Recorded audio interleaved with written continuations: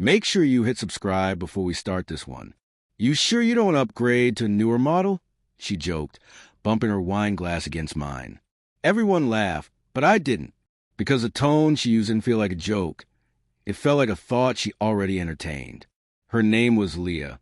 We'd been married 8 years. I always believed we were one of those rare couples who genuinely figure life out. Late-night convos, shared playlists, quiet humor only we understood.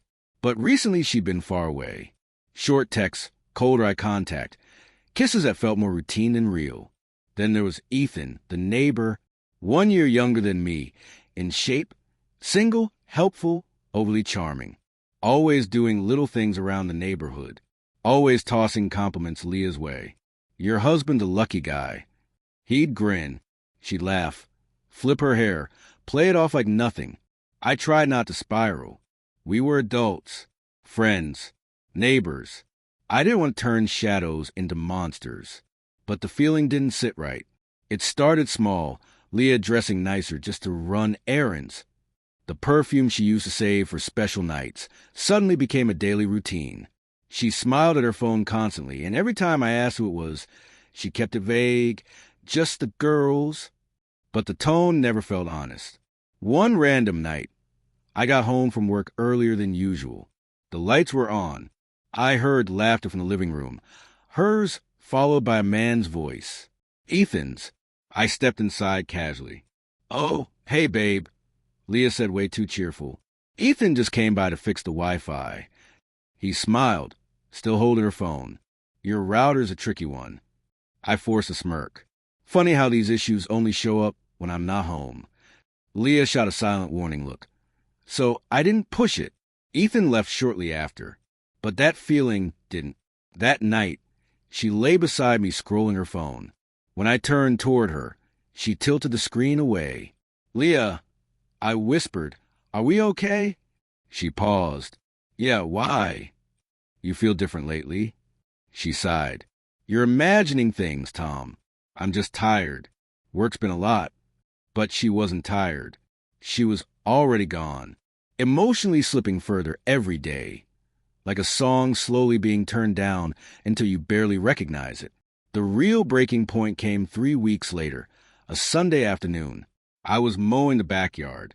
I noticed Ethan's truck parked weird, his door wide open. Leah's car was gone. She told me she was at brunch with her sister. Except her sister posted photos on Instagram, pancakes, mimosas. Leah wasn't there. My chest tightened. I walked toward Ethan's place, not even sure what I would find. Maybe proof I was wrong. Maybe confirmation I already knew the truth. As I got closer, I heard voices through his open blinds. Her voice. His laugh. "Tom still doesn't suspect?" Ethan asked. Leah giggled. "He's too trusting. Always has been." That was it. Something in me split. I couldn't listen anymore. I walked home, every step heavier than the last. I didn't confront her that night, or the next.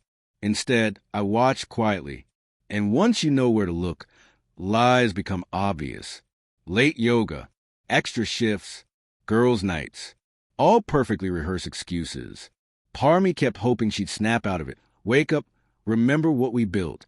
But with every week, that hope decayed. Then one evening while she showered, I finally did what I'd avoided. I opened her phone. Their messages, hundreds of them, some harmless, some so intimate my hands shook. One line hit me hardest. "Leah, maybe I should have taken my own advice and traded him in sooner." Ethan, not complaining. Best trade I ever made. I dropped the phone onto the bed. I felt hollow, like my entire chest had been scooped clean. When Leah walked out wrapped in a towel and saw her phone in my hand, she froze. "Tom, I can explain." "Don't." I whispered. "I've read enough." Tears filled her eyes. "It wasn't supposed to happen like this." "Like what, Leah?"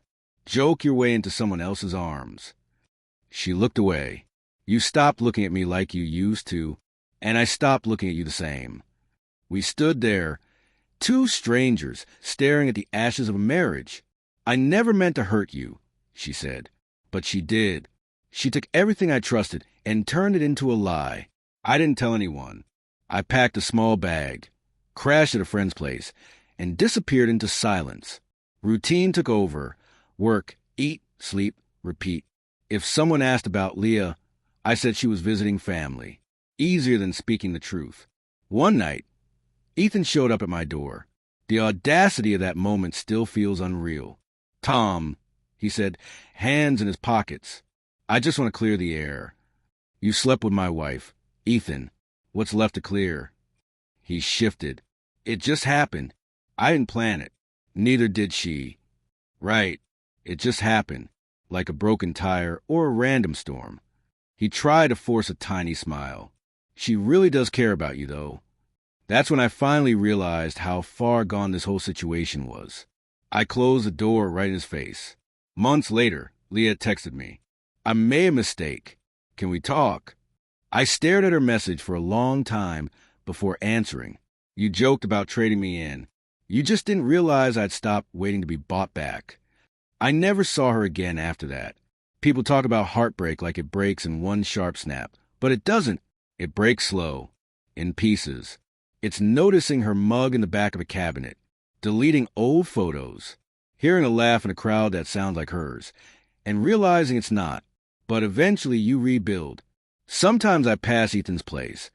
There's a different car parked there now. Leah's gone too. Maybe it didn't work out.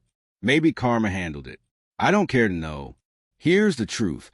Betrayal doesn't just break you, it reshapes you. It forces you to rediscover who you are when the person you loved most becomes the one who does the deepest damage. And as strange as it sounds, I'm grateful because I might have lost Leah, but I found something far more valuable. A reason to stop loving someone who treated my heart like it was disposable.